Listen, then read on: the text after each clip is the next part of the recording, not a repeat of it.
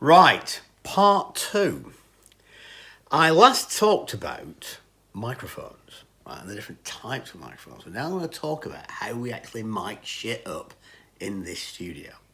Now, the studio is not very big at the moment in the fact that we don't have an awful lot of room, but we make do with what we've got. And one of the most important things I just want to talk straight away are these panels.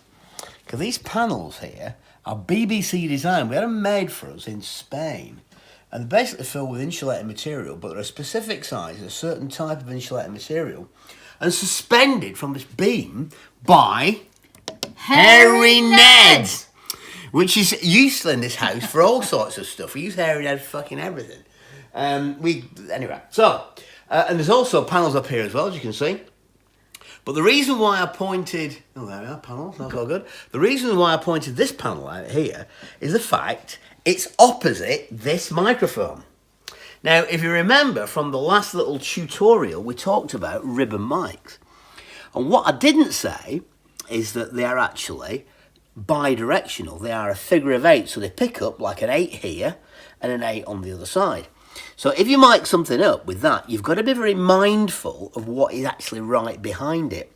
In an ideal world, it'd be just space, i.e. just a big room, which is what. But here, we're using this to dampen that one side of it. So, how do we position this fucking microphone? Well, if you're micing a cabinet like this, it's got 4 12-inch speakers in it. What you need to do is find out where the speakers are, and hence, the torch. This torch, in fact, is, of course, a standard mag light of industry professionals everywhere. But what I did, I retrofitted it with a LED bulb. So it loses less power. So there we are, you see. I'm a very big geek when it comes to this sort of shit. So what you do, you shine the torch. Now, you're not going to be able to see because it's very tricky to see. You've got to get it on one side. But you can see where the cone is. So what we do, we move this microphone and we adjust it so it is in the desired position. Now, of course, the final resting place of this mic will depend on the sound of it. Because what we do is that once we've positioned it, we listen, put some guitar through it and listen to it. Okay. So, but what I'm doing, I'm lining it up in this particular case. So, Where's the cone? the cone is sort of here. Okay. Right? So what I'm doing it slightly off-centre. Now, when we did... I can see it, actually. Yeah, That's where that white light is. That's there. right. Yeah, behind the gauze. Okay. When we did Stone Cold Crazy, I mic'd it right on the centre car. I wanted that really aggressive sound, which comes from the middle of the speaker. But this one, today, we're doing the solo for Lay It Out On Me, which is going to be the next single. Oh, we shouldn't have said that, but of course you're backstage, so it doesn't matter. Woo! Secret information. A new secret information. So that way, so we put it about there. Okay. And in a minute we're going to listen to it. So that's a ribbon mic, and we are going to listen to it. Now, while I'm on it, we have actually got simultaneous. I'm moving these cables.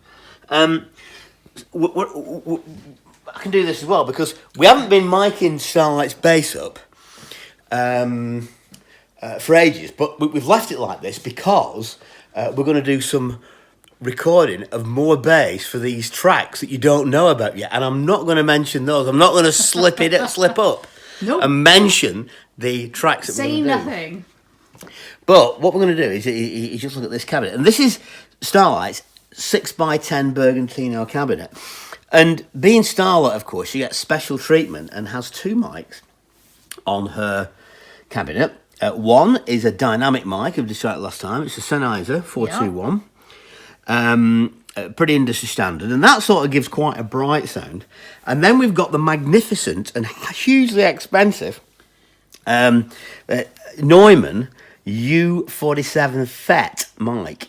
And we stick that on one of the other speakers. If you notice, that is more looking at the cone. Yeah. If I get right behind it, you can see. Yeah, you can see. They're right behind the cone. It's easier to see the cone with the bass. Yeah, and then this one here is sort of slightly off-centre of the cone, and parallel, it's actually, or so perpendicular, I should say, with the actual cone, because if you think about a cone, it's that shape, so what I'm doing is that I'm pointing it at there, so as you can see, so it's slightly angled.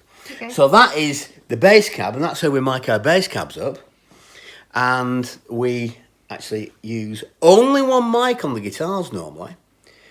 I have used SM57s on it, which is a dynamic mic. But honestly, on listening back to them, I think they sound shit. Everybody says you should use a 57 on it, but I don't, because I don't like them. I don't like the sound of them. I prefer ribbon mics, and these Royers are the very best for guitar. Fantastic. In fact, they're great for anything, to tell you the truth. But this is what we use on here. So that is the second instalment of our recording techniques video. I hope you've enjoyed it, and next time we're going to be visiting for the first time, the mixing console. I want to start talking about that. Yeah. So, have a lovely day and enjoy.